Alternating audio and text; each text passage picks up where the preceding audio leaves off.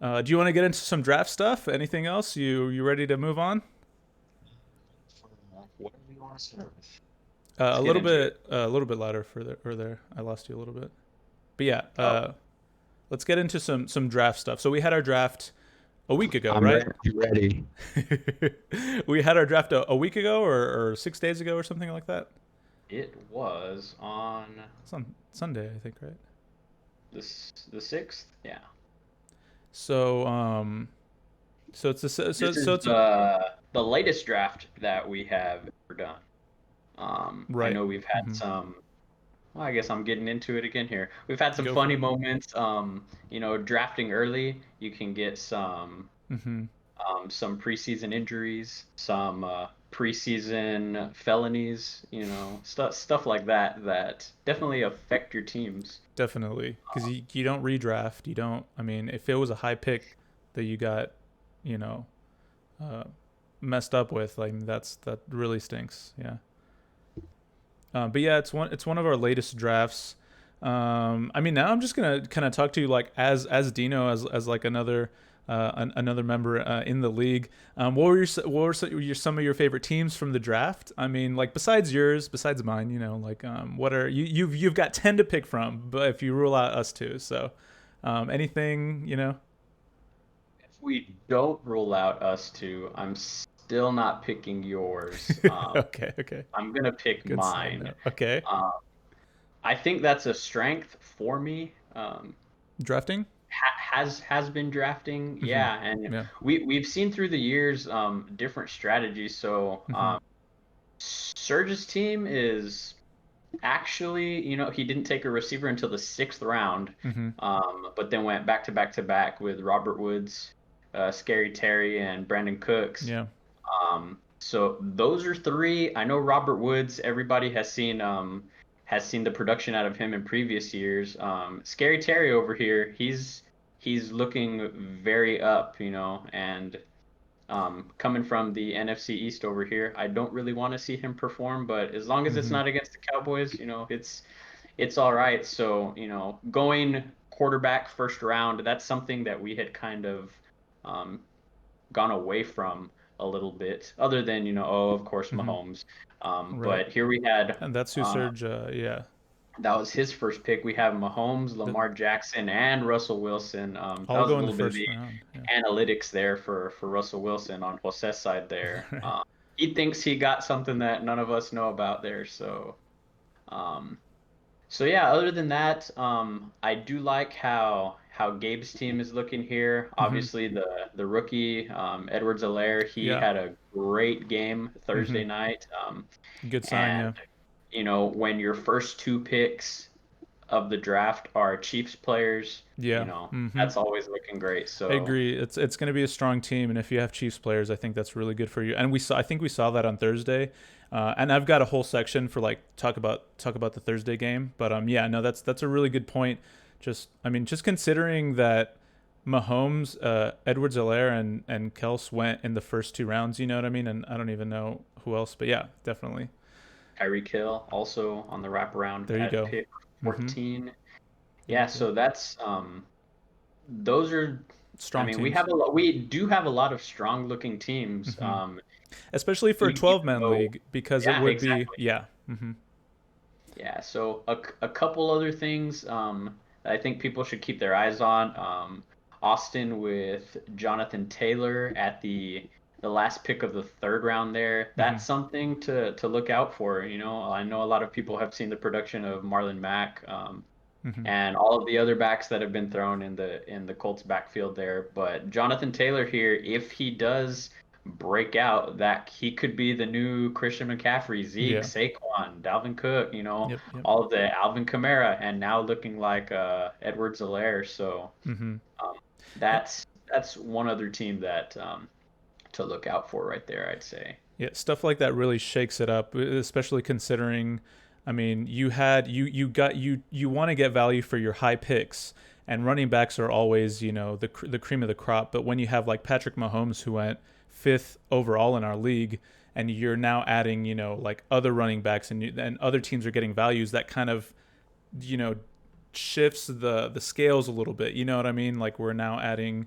more running backs and stuff. So it kind of it'll be interesting, especially. Well, I have a question later also about who your favorite rookie of the season is going to be. So I'll foreshadow that a Thanks, little bit. But yeah, thanks stuff for like the that heads up really, there. especially I think, especially in again, it's going to come back a lot because this is really different for me in our league. It's going to be the 12-man thing is going to come into play a lot. I think, especially with stuff like that, with people who have that knowledge, who know the rookies, who get the sleeper picks. I think that stuff's going to pay off for them a little bit more. I guess that's what I was trying to say. You know what I mean? Making moves like that will pay off a little bit more in a 12 man than it would in like an 8 man, maybe even a 10 man. You know. Awesome. What was the most surprise? Okay, let's do this one first. What was the best pick of the draft? Like the steal, they took him in the perfect spot, someone that got overlooked, that they got drafted late, and somebody got great value. What was the best value pick? What do you think the best pick of our draft was? Sorry, I was getting an intruder alert over there. My alarm system was going off. Oh God. Um, all right, so something that I was going to comment on was, and I don't necessarily think that this is a steal. Mm-hmm. Um, I think it's around normal ADP. I think it's a pretty good pick. Mm-hmm. I don't have the numbers on that, but AJ Green at the end of the sixth for Austin. Mm-hmm. Pretty much everybody should know, unless you're new to fantasy football and just football in general. Yeah. That guy, that guy has gotten some rings in our league here. Yep. I'm sure he's helped some other teams out tremendously in the past. He was out the entire season last year. Mm-hmm. Uh, Right. I think Juan summed it up best. He said, "Is AJ Green going to win you the kid or the two or something like?" He said something like that. Is he going to be injured all year or is he going to, go for a touchdown every week? That's what you. so it's him and Tyler Boyd, right? Which Mm-hmm. actually got taken in the middle of the eighth, so a little bit later. You would have expected to see him taken before AJ, I guess, because of the injury concerns, because Mm-hmm. he's done his part. He's gone over 1,000 yards, I think, the past two seasons there. Mm-hmm. He actually performs better when AJ Green is in the lineup there. Mm-hmm. Okay. So Yeah. he has I Good mean, synergy there. Yeah. big presence on the field. AJ Green does.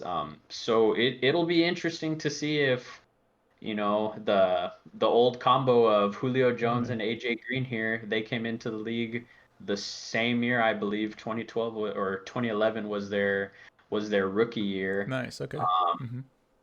I think Austin had that pair back then, 10 years ago, and that took him to the kid. He didn't quite come away with that, Mm-hmm. but they got him all the way there, and I know that I rode Yeah. that pair to the championship once, so Nice. it'd be interesting to see if that works out for him there. Other than that, a steal of the draft. Before we get off AJ Green, has Juan drafted AJ Green the most out of all of us, or am I crazy? That's a player I associate with Juan. Is that for a good reason, or does he just talk about AJ Green a lot? I don't know if he's ever had him actually. Has he not? I know I've had him a few years. Austin's had him a couple years here. I think you had him once. I think I had him Nestor, once. Yeah. Nestor had him once, and I acquired him in a trade, I believe. I So totally associate AJ Green with Juan, which is funny. But yeah, anyway, and yeah, you were gonna say any other value picks or just strong picks. and another one, somebody that I think should be in all lineups, um, Mm-hmm. especially in larger leagues, Will Fuller. Yeah. So we got to see a little bit of what he could do this past Thursday here. I believe he went 8 or 9 catches for, what was that, 100 something yards. Let's see, 8 catches for 112. No That's touchdowns, nice. and we don't play in a PPR league here, Right. but just the sheer volume that I think he is going to see as kind of a quasi number one there. We have Yeah. Brandon Mm-hmm. Cooks, which is kind of taking over for DeAndre Hopkins.